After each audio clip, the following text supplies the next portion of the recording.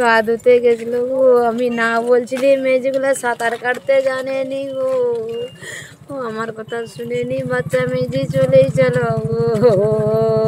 তারপর তারপর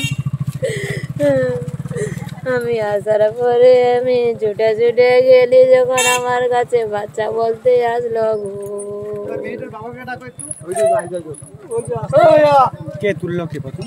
ভয়ঙ্কর অবস্থা, পশ্চিম বর্ধমানেও তাই, বীরভূমেও তাই। ভয়ঙ্কর অবস্থা, কোনো নদীর অস্তিত্ব নেই, সব টাকা ভাইপোর কাছে পৌঁছাচ্ছে এবং এসপিরা সব টাকা তোলার দায়িত্ব আছে, আইসিরা সব কাজ ছেড়ে এই বালির কাজ করছে। নমস্কার বন্ধুরা, আমার নাম ধ্রুবজ্যোতি সরকার।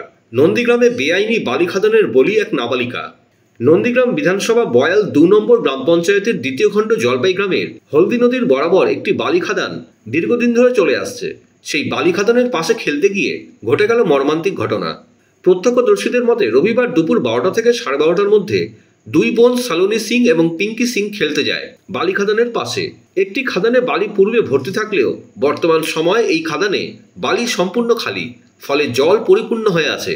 ৭ বছরের পিঙ্কি বুঝতেই পারেনি ভুলবশত বালি খাদানের খাদে পা ধুতে গেলে তলিয়ে যায় গভীরে। বোনকে বাঁচাতে গিয়ে দিদি সালোনিও পা স্লিপ করে পড়ে যায় জল ভর্তি খাদানে।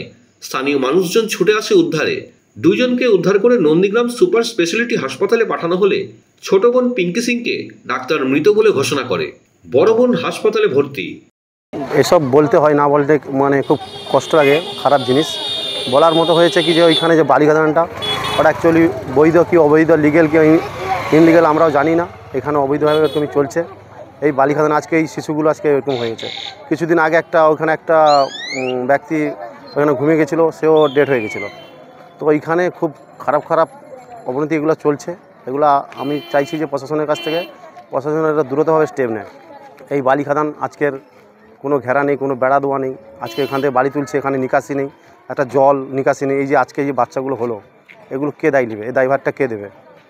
আমি চাইছি যে প্রশাসনের কাছে প্রশাসন যেন দ্রুতভাবে এগুলো স্টেপ নেয়। ওই তোলার জন্য, ওইখানে জল জমার জন্য তো এই ছেলেগুলো খেলতে গিয়ে আজকে ফিসলে পড়ে গিয়ে এই এত বড় মর্মান্তিক ঘটনা ঘটেছে।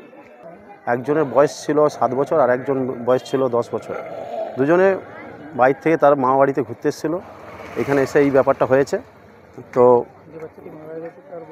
ওর 7 বছর, যে বাচ্চাটা মারা গেছে এখন বর্তমান ওর বয়স 7 বছর, আর যেটা এখন হসপিটালে ভর্তি আছে ওর বয়স 10। একটা ছোট্ট ফুটফুটে বাচ্চা মারা গেছে আমি শুনলাম। এরকম একটা যে কোনো মৃত্যুই আমাদের সকলের কাছে দুঃখজনক। একটা বাচ্চা মারা গেলে তো আরো অত্যন্ত বেদনা। তার পরিবারকে আমি সমবেদনা জানাই। কিন্তু বিষয়টা হচ্ছে, বিজেপি যে রাজনীতি করতে চাইছে কার উপরে দোষারোপ করছে? ওখানকার পঞ্চায়েত বিজেপি পরিচালিত পঞ্চায়েত, এমএলএ এমপি পঞ্চায়েত সমিতি সবটাই বিজেপি ক্ষমতায় আছে। ফলে যদি বালি খাদান কেউ করে থাকে সেটা বিজেপির মদতেই হয়েছে। তাহলে বিজেপির উচিত ছিল তাদের গুন্ডারা যারা বালি খাদান করছে তাদেরকে ধরা। আমাদের তৃণমূল কংগ্রেস এই সমস্ত কাজের সঙ্গে যুক্ত নেই আর কখনো থাকবেও না। মমতা বন্দ্যোপাধ্যায়ের নীতি আদর্শে আমরা চলি। ফলে আমি প্রশাসনকে অনুরোধ করব যে যারা দোষী তাদের উপযুক্ত ব্যবস্থা হোক, যাতে আগামী দিনে এই ধরনের ঘটনা না ঘটে। আজকে তৃণমূল কংগ্রেসের শাসনে বঙ্গবাসীকে আর কি দেখতে হবে তার অপেক্ষায় থাকলাম। আজকের যে বালি খাদানের কথা বলছেন পুরোপুরিভাবে অবৈধ। এরকম অবৈধ বালি খাদান আজকের রাজ্যের বহু জায়গায় পুলিশ প্রশাসনের মদতে তৃণমূল কংগ্রেসের শাসনে হচ্ছে, যার এই সরকার পুরোপুরিভাবে 25% 75%-এর একটা রেশিও করে দিয়েছে। তো সেই রেশিও অনুযায়ী তৃণমূল কংগ্রেসের নিস্তরের নেতারা এরকম অবৈধ বালি খাদান চালিয়ে উপরতলাতে টাকা পাঠাচ্ছে, যার ফলে আজকের পুলিশ প্রশাসন নীরব দর্শক।